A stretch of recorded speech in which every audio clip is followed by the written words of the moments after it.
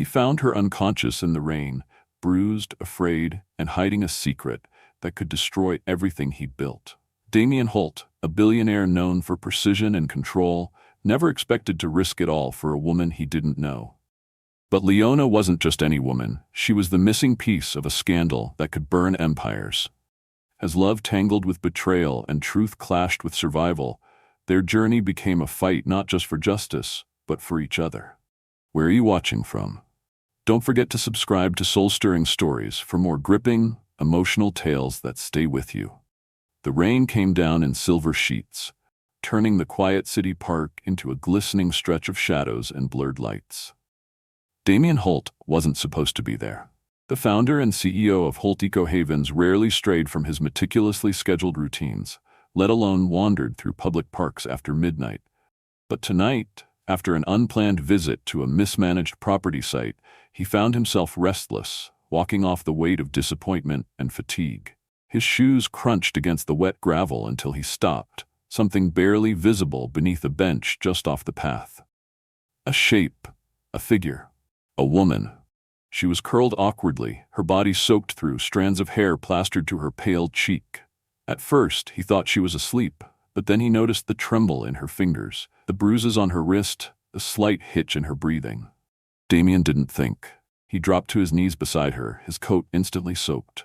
"Miss," he called softly, unsure if she was conscious, "can you hear me?" Her lips moved. "Barely."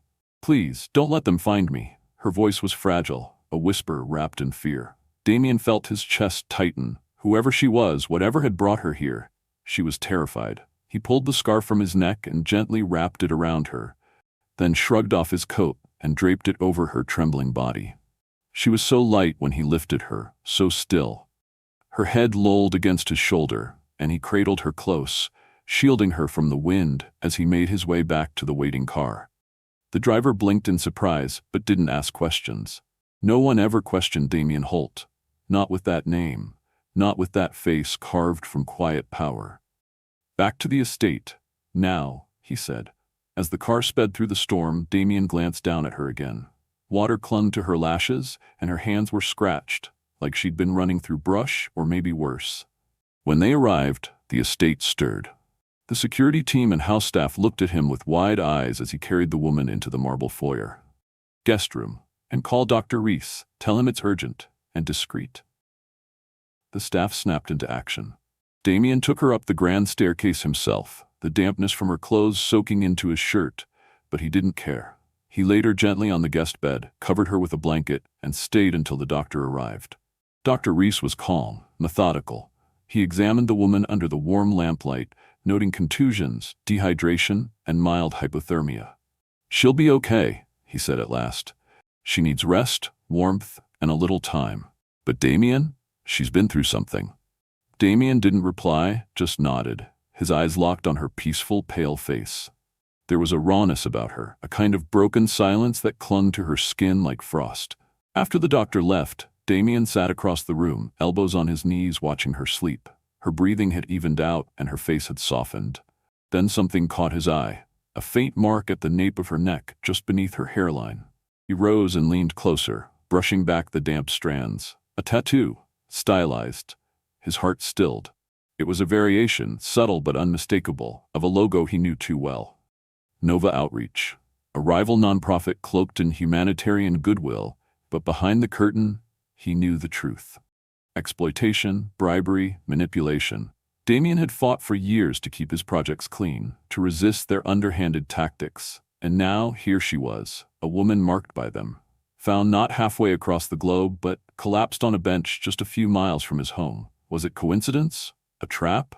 Or was she just a broken soul with nowhere else to go? He returned to the armchair and sat back down, but the air in the room had changed. This woman, this stranger, had just unraveled every line he had drawn between his world and theirs. He didn't even know her name, but already she had disrupted his balance, his control, his calm. The storm outside rattled the windows, but it was nothing compared to the storm that had just walked into his life. And in that moment Damien knew, whether she brought ruin or redemption, his world would never be the same. The room was quiet when she stirred again. Morning light filtered softly through the linen curtains, casting golden lines across the embroidered duvet. Leona blinked slowly, her eyes adjusting to the elegant unfamiliarity of her surroundings. The high ceiling, the carved moldings, the subtle scent of lavender. Her body ached as she tried to sit up, and a sharp tug of pain in her side made her wince. Before she could gather her thoughts, there was a knock, gentle but firm. Damien stepped in, dressed in a charcoal gray sweater and dark jeans, his expression unreadable but calm. "You're awake," he said quietly, placing a tray on the nightstand. "Water, some toast, try a few bites." Leona gave a small nod, her voice barely more than a breath. "Thank you." He pulled a chair closer, settling into it with his hands folded. "Can you tell me your name?" She hesitated. Her eyes drifted toward the window as if searching for something in the trees. Then softly, "Just Leona, for now."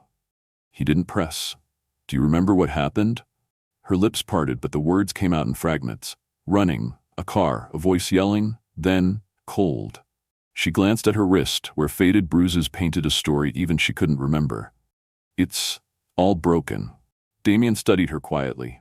There was no fear in her eyes now, only exhaustion, like someone who'd spent too long outrunning shadows. "You were in the park, near one of my properties," he explained. "Unconscious, injured. I brought you here and had a doctor check you over. You're safe." She looked at him, something cautious flickering behind her eyes. "Why would you help a stranger?" His answer was simple. "Because you needed help." Leona turned her head slightly, avoiding his gaze. "You don't even know if I'm dangerous." "I'm still watching," he replied, not unkindly. Over the next few days, Leona remained in the guest suite, her strength returning slowly. She moved like someone used to being small, invisible. She spoke softly, always with gratitude, and never asked for more than she was given. The household adjusted to her presence with surprising ease. Mrs. Brenner, the long-serving housekeeper, took to leaving fresh flowers by her bed. Matteo, the chef, began making gentle soups and light broths, claiming she reminded him of his little sister. Leona helped in small ways, clearing her dishes, folding linens, offering quiet thanks that never felt rehearsed. Damien watched from a distance, every instinct pulling him in two directions. She was soft-spoken, yes, but not weak. There was a quiet resolve in her, the way she stood a little straighter each day, the way her hands moved as if reclaiming ownership of her space. Yet the mark on her neck haunted him. It was too specific, too close to danger, too close to Ezra Kane and Nova Outreach. On the fourth morning, Damien returned from a call with one of his attorneys to find Leona in the garden with Mrs. Brenner, gently repotting herbs. Sunlight spilled over her shoulders, her sleeves rolled to her elbows, dirt on her hands.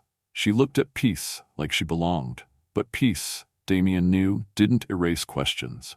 That evening, as she passed by his study with a worn novel tucked under her arm, something caught his eye. A glint beneath her hair, a shift in the light. He stood abruptly.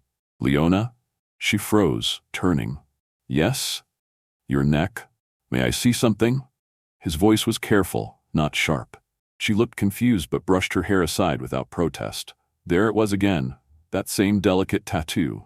Damien's breath caught, his pulse tightening. He turned toward the bookshelf and pulled out a leather-bound binder, flipping through pages until he found it, a clipped article from a travel ethics journal. He held it out to her. "This," he said, tapping the page. "This is from one of Nova Outreach's pilot programs, Southeast Asia, marketed as humanitarian tourism, but I know better. I've seen what they really do." Leona stared at the page, her face went pale. "I didn't know. You said you didn't remember." "I don't," she whispered. "Not all of it. But I know I hate that mark. I hate whatever it means." Her fingers trembled as they reached for her neck. "I feel ashamed when I see it, like I was part of something I never should have touched." Damien's eyes softened, even as the knot in his chest tightened. He didn't know what was worse, that she might be lying, or that she wasn't. That maybe, just maybe, she had once believed in something, and it had broken her. He didn't ask anything else that night. Leona excused herself quietly, and Damien stood alone in his study, staring down at the logo, then back toward the hallway she'd disappeared into. Logic warned him. Every instinct trained by business and betrayal urged him to walk away. But something deeper, something older, held him still. It wasn't just a question of who she was. It was the question that now kept him awake at night. Why did he want to protect her when everything told him not to? The sky cracked open with thunder the afternoon it all unraveled. Leona had been in the greenhouse tending to a row of lemon balm when she caught movement just beyond the hedgerow. Too fast, too deliberate. A man, not staff, holding a camera. Her body went cold. For a split second she hesitated, frozen in place. Then instinct took over. She didn't run toward the house. She bolted into the woods. By the time Mrs. Brenner realized she was missing, the rain had begun to fall in steady sheets. She called Damien in a panic. He didn't wait for details. Within minutes, he was running through the trees, the storm soaking through his clothes as he shouted her name into the shadows. Leona! The wind swallowed his voice. His lungs burned. His shoes slipped in the mud. He kept running. 100 scenarios raced through his head, each worse than the last. Was she followed? Was it someone from Nova? Had he waited too long to act? Then, near the edge of the lake, he saw her. She was sitting on a weather-worn bench, shoulders hunched, hair dripping, her arms wrapped around herself like armor. I should have known, she said without turning. You were watching me. Damien slowed, unsure how close to get. Leona. Maybe not you, but someone you sent. Her voice cracked. I knew it was too good to be true. I didn't send anyone, he said, his voice steady through the storm. But yes, I was trying to find out who you were. I had to be sure. She let out a bitter laugh, wiping her wet face. Sure of what? That I'm a threat? That I'm a liar? He didn't answer right away. He couldn't. The rain filled the silence between them until she spoke again.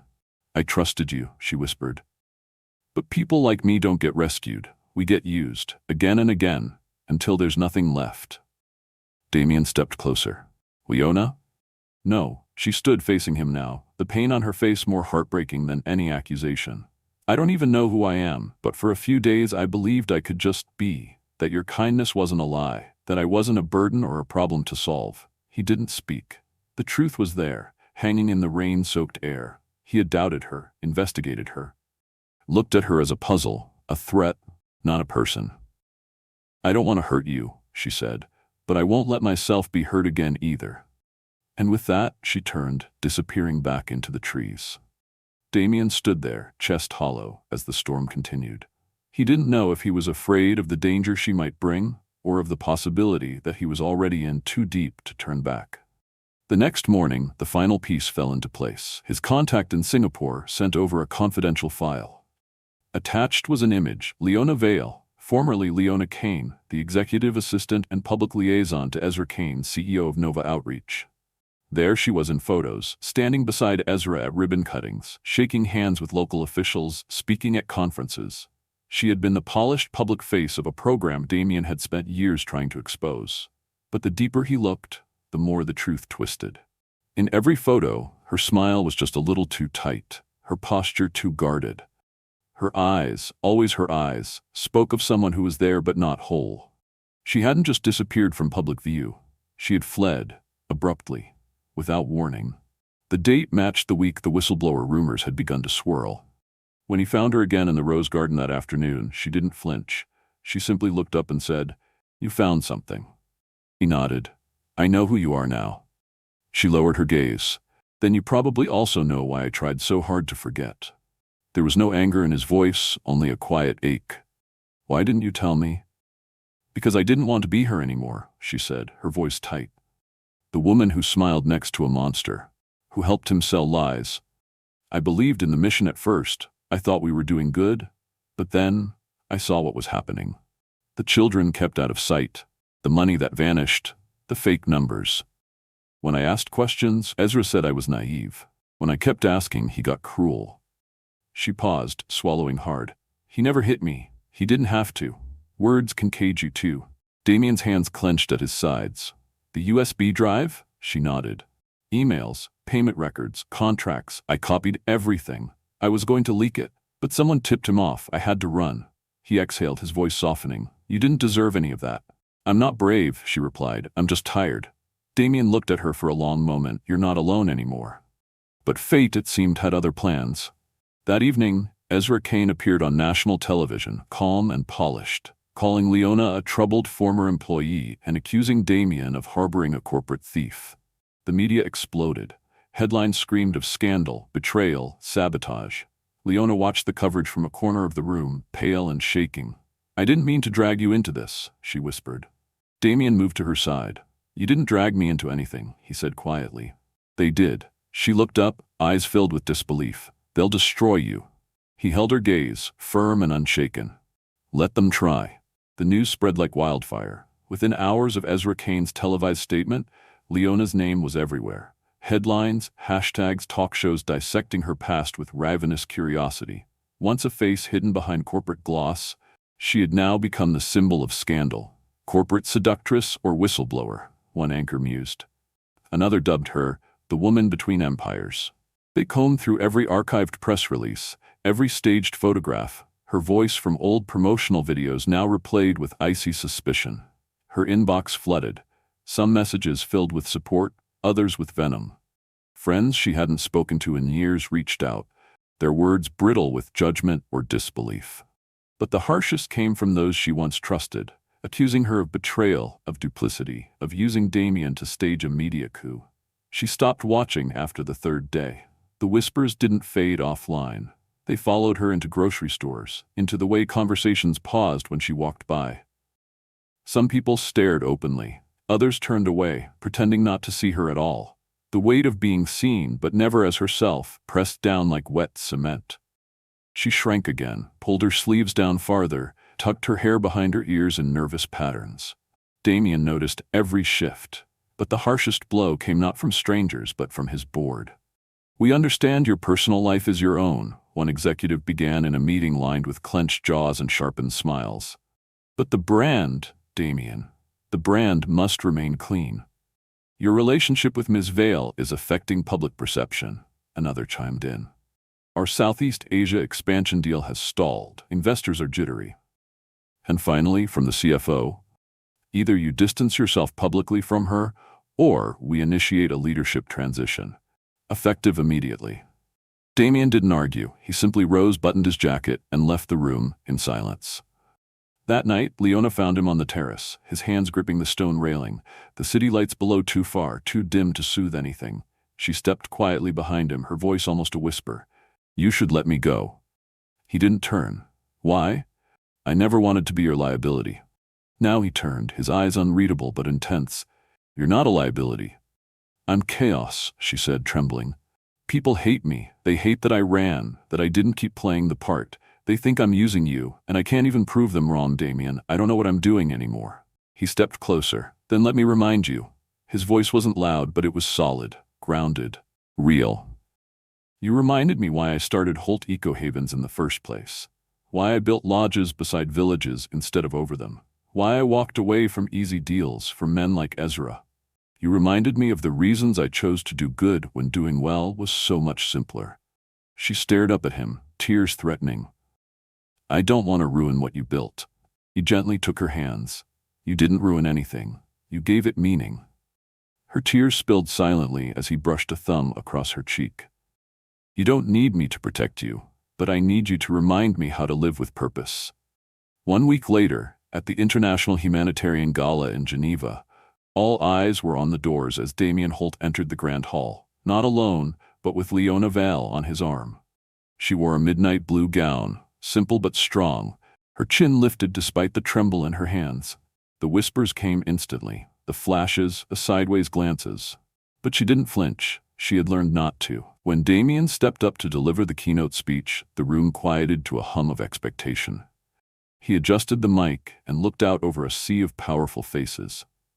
"I was advised," he began, voice steady, "that my presence here tonight might reflect poorly on this organization because of the woman beside me." Murmurs rippled through the crowd. "But Leona Vale is not the scandal. She is the reckoning." He paused. When she realized the truth behind the organization she worked for, she didn't stay silent. She didn't turn away. She left, alone. And when the world chased her down with cameras and headlines, she stood her ground. That's courage. He looked toward her. "I didn't always have the strength to stand beside her, but I do now." He continued, each word heavier than the last. "If your values are only strong when convenient, they're not values, they're branding." Then his final declaration. "I am proud to be here with her." If that offends your sensibilities, then your sensibilities were never aligned with change. The applause began hesitantly. Then it built, row by row, until it filled the hall like thunder. Back at their hotel, Leona sat in the quiet, staring at the screen. With Damien beside her, she pressed send. The encrypted folder, the emails, the payment trails, the evidence, was released to the international press and labor watchdog groups. That night, as news alerts flashed across the world, the story finally began to change. This time, the lightning struck in the right direction. The storm didn't pass without damage. Though the media firestorm now painted Leona as a brave whistleblower and Ezra Kane faced formal investigations, the fallout was swift and ruthless. Damien's inbox became a graveyard of withdrawn partnerships. 3 of his major Asian investors pulled out quietly, citing logistical delays and market reevaluation, but he knew better. The message was clear. Too close to controversy, too tied to a woman once inside the machine. Board members grew restless. Advisors offered polished solutions, rebrand as a clean slate, refocus on Western markets, distance himself from the narrative. Damien listened to none of it. He made the decision himself. In a brief, dignified press release, he announced his resignation as CEO of Holt Eco Havens. He stated plainly that he would be stepping away from public leadership to focus on local, community-based initiatives, no damage control, no spin. No one knew what to make of it. But for Damien, it wasn't an ending, it was a return. He and Leona left the city in silence, retreating to a quiet mountain town where the air tasted of pine and earth. Tucked into the hillside stood the original eco-lodge he had built a decade ago. Before the conferences, the keynote speeches, the investors in polished suits, it had stood vacant for years. Now, it became their home. The transition wasn't instant. There were nights where Leona still woke up gasping, haunted by echoes of power-drenched voices and hands that tried to control. And there were moments when Damien stood by the window, questioning if walking away from everything he built was bravery or foolishness. But over time, those doubts softened into something steadier. Truth, perhaps, or simply peace. Mornings began with fresh brewed coffee over a gas stove and quiet walks down misty trails. Leona took to the herb garden with careful hands, her palms finally more familiar with soil than paperwork. Damien wrote, no longer business strategies, but something more vulnerable. Sustainable by Heart, he titled it. A book not about scaling profit, but rebuilding the soul of an industry that had forgotten the people it was meant to serve. He wrote about forgotten villages, seasonal workers, and the moment his life changed, not the day he closed his first billion-dollar deal, but the night he carried a trembling woman through the rain. Leona, too, began again. Her memoir, The Quiet Exit, found a publisher who didn't want a polished heroine, but a real one. The letters that came afterward stunned her. Women from shelters, young girls in hiding, even elderly women who had held their truths in silence for decades. They wrote, "You made me feel seen." She launched a small podcast, Voices Between the Lines, where she interviewed survivors of emotional and corporate abuse, offering them space to reclaim their stories. She never called herself a healer, but those who listened often said her voice felt like one. One morning, as the snow melted into spring, Damien stood on the porch holding a handmade wooden sign. Together, they had rebuilt the lodge not as a luxury escape, but as a haven for women who had endured what the world refused to see. Widows, single mothers, survivors of trafficking and systemic abuse. With grants and local partnerships, they created a training program, teaching hospitality, guiding, financial literacy. Damien taught how to build sustainable ventures. But it was Leona who gave the program its soul. She spoke without pretense. "I thought losing everything would destroy me," she told one group gathered in the small sunroom. "But all I lost was what was never real." The women listened, not because her words were rehearsed, but because they were lived. Her pain wasn't dressed in perfection. It was raw, and it made healing feel possible. On the day of the program's official launch, with wildflowers blooming and a modest crowd of locals gathered beneath fluttering banners, Damien stepped forward to speak. "This lodge was where I learned to build," he said. "But today we're building something greater, belonging." Then, turning to Leona, he added, "Before we begin, I'd like to ask someone important to join me."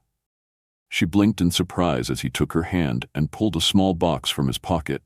The sun peeked through the clouds as he knelt. "I don't want a brand or a legacy," he said. "I just want to walk beside you through whatever life brings. Will you marry me?" Tears pooled in her eyes as she whispered, "Yes." They embraced, not as icons or headlines, but simply as two people who had chosen each other through the worst of it all. 1 year later, nestled between the cliffs and the sea, stood the Driftwood home. A quiet retreat with 5 handcrafted cabins and a main house filled with warmth. Damien's manuscript was nearly complete. Leona's podcast had reached thousands. Her belly had begun to round with the soft curve of motherhood. And one evening, as the rain returned like a lullaby, they sat curled together on the porch swing, watching the sky wash everything clean. The past no longer owned them. The future didn't scare them. Because they had learned at last what mattered most wasn't how the story began. It was who chose to stay until the very end. Some stories don't need fairy tale beginnings to have powerful, unforgettable endings. The Stranger Beneath the Rain reminds us that healing doesn't come from erasing the past. It comes from facing it, owning it, and choosing to rise anyway. Leona and Damien's journey teaches us that love rooted in truth can survive the weight of judgment, scandal, and even fear. It shows that integrity means doing what's right, even when the cost is high, and that the most powerful kind of support isn't about saving someone, it's about standing beside them when no one else will. In a world obsessed with image, they chose authenticity. In a world that profits off silence, they chose to speak. And in a world quick to abandon the broken, they chose to build something stronger from the pieces. That's not just resilience, it's transformation. So if you've ever felt like your past defines you, like the world only sees your mistakes, remember Leona. If you've ever feared that standing up for the truth might cost you everything, remember Damien. Because sometimes the greatest love stories are not the ones where everything is perfect, but the ones where people choose each other through the storm again and again. Now we'd love to hear from you. Where are you watching from? And if this story touched your heart, make sure to subscribe to Soul-Stirring Stories for more powerful journeys of love, redemption, and second chances. Hit that like button, share the story, and turn on notifications so you never miss a story that might just change the way you see the world. Until next time, stay kind, stay brave, and never stop believing in love that heals.